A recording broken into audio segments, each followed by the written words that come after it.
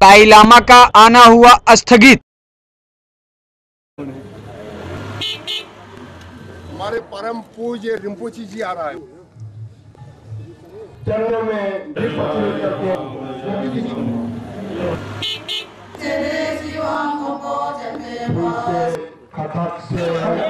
जाओ आप लोग।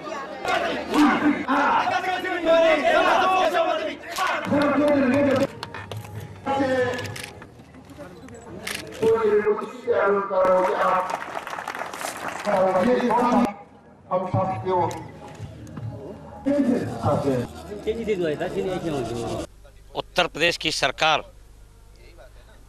एक तरह से मुस्लिम समाज की रखैल के रूप में काम कर रही है। केंद्र की सरकार को पोप की बेटी, इटली की लाडली ईसाई सोनिया गांधी चला रही हैं। ईसाई और मुसलमान दोनों ये नहीं चाहते हैं कि पूरी दुनिया के अंदर हिंदू और बौद्ध एकता कायम हो। हिंदू और बौद्ध एकता यदि कायम होती है तो विश्व की महाशक्ति उभर के रूप में ये उभरेंगे। दोनों ने साजिश रच करके परम पावन दलाई लामा को आज यहाँ तीर्थराज प्रयाग की पवित्र भूमि कुंभ नगरी में आने नहीं दिया है। उनका कहना है कि सुरक्षा के मद्देनजर ऐसा कोई ऐसी सुरक्षा की बात नहीं है। अगर ये कहते हैं सुरक्षा के कारण हमने किया तो यह अकर्मता है उनकी।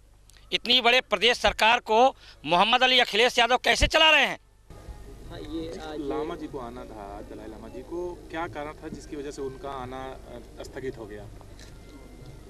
देखिए, कुछ हम लोगों को सुराग लग रहा था क्योंकि उनकी एडवांस पार्टी आ गई थी, तो इतनी बात स्पष्ट हो गई थी कि उनका आना अब निश्चित है।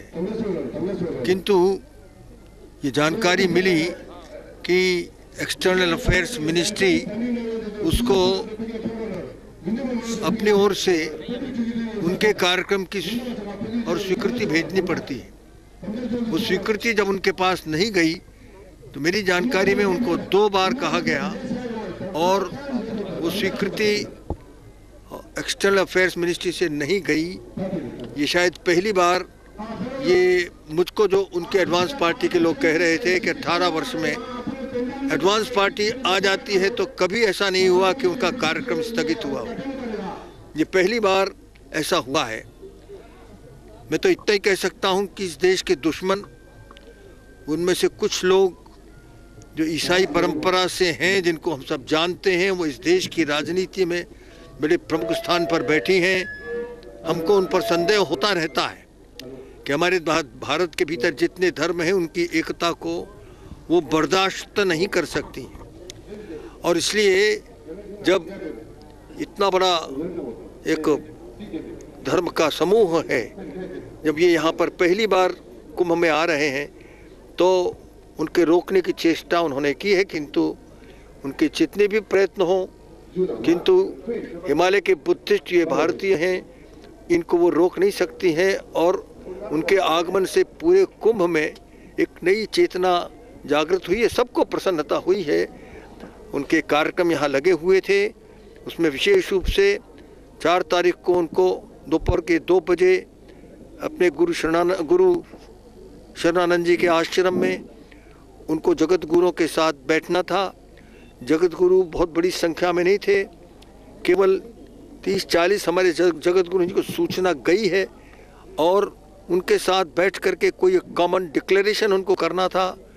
क्योंकि वो हमेशा कहते हैं, अभी भी हम गए थे, कि भारत ने एक बड़ा एक्सेम्पलरी एग्जाम्पल दिया है कि जहाँ अनेक धर्म संप्रदाय और परस्पर प्रेम, स्नेह और सम्मान के साथ रहते हैं। ये दुनिया के लिए एक बहुत बड़ा उदाहरण है। इस उदाहरण को बनाकर रखने की ज़रूरत है और हमारी सबकी मिलकर की एकता का परिचय हम सबको मिलकर के देना चाहिए। और जब हम मिलकर के रहते हैं तो धर्मांतरण का इस भारत के भीतर कोई स्थान नहीं हो सकता, क्योंकि धर्मांतरण यह हिंसा पैदा करता है, हजारों वर्ष की संस्कृति को नष्ट करता है। तो यह किसी प्रकार से भी भारतीय संस्कृति से ओतप्रोत हमारे जो सब धर्म हैं वो इसको कभी भी और सही नहीं मानते, गलत मानते हैं, ऐसा सबका मानना है। ये सारे विषय कल आने थे, मगर उनके न आने से गंगा में आरती का कार्यक्रम आज उनका निश्चित था, वो कार्यक्रम तो आज हो रहा है।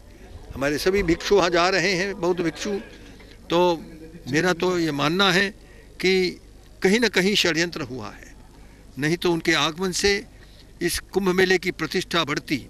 पिछले कुंभ में वे आए थे, मेरे निमंत्रण पर आए थे, क्योंकि वो शायद सोच रहे हैं कोई आए और हमको निमंत्रण दे, और मैं उसका एक कारण बन गया, क्योंकि मैं गया, उन्होंने तुरंत कहा कि मैं कुंभ में आना चाहता हूँ। और पिछले बार वो कुंभ में 3 दिनों के लिए आए थे। विश्व हिंदू परिषद का जो कार्यक्रम हुआ था, दूसरा विश्व सम्मेलन, उसमें भी वे और हमारे शंकराचार्य दोनों ने मिल कर के और उस पूरे कार्यक्रम की शोभा यह बढ़ाई थी। तो मैं समझता हूँ कि आपने जो प्रश्न पूछा है उसका उत्तर इतना ही है कि कोई ना कोई षड्यंत्र है, और ये षड्यंत्र खुलना चाहिए और उन लोगों की निंदा होनी चाहिए जिन लोगों ने उनको यहाँ आने से रोका है। ये संत सम्मेलन जो होने वाला है, भारत सरकार का कोई रोल है उनको आने देने में? भारत सरकार का कोई भूमिका है? षड्यंत्र आप कह रहे हैं? नहीं, भारत सर देखिए, एक्सटर्नल अफेयर्स मिनिस्ट्री को ही तो उनको और सूचना भेजनी थी, तो जब उन्होंने नहीं भेजी तो फिर क्या कहा जा सकता है कि भारत सरकार का षड्यंत्र होगा? और अगर वो ये सारी रिस्पॉन्सिबिलिटी स्टेट सरकार पर देते हैं तो फिर स्टेट सरकार के हमारे मुख्य सचिव हैं, उनके ऊपर ये आरोप आता है कि उन्होंने किस प्रकार से, और उनको ये नहीं बताया कि हमने यह सारा प्रबंध कर लिया है। उनके आवास का, सुरक्षा का सारा प्रबंध यह स्टेट सरकार को करना ही पड़ता है, जहाँ जाते हैं उनको करना है, उनका धर्म है। इस काम को अगर वो नहीं करते हैं तो अपने धर्म से वो बाहर जा रहे हैं, ऐसा कहा जा सकता है। क्या नरेंद्र मंत्री के तौर पे बीजेपी समर्थन करेगी? भाजपा उनको प्रधानमंत्री के तौर पे नरेंद्र मोदी को समर्थन रही है? अरे भाई, ये प्रश्न मुझको आज बहुत लोग पूछ रहे हैं, आपके मीडिया के लोग ही पूछ रहे हैं। मीडिया के लोगों ने तो उनको शायद प्रधानमंत्री बना ही दिया है ऐसा मुझे लगता है। देखिए विश्व हिंदू परिषद की सीमाएं हैं, और विश्व हिंदू परिषद की सीमाएं वो मर्यादाएं हैं।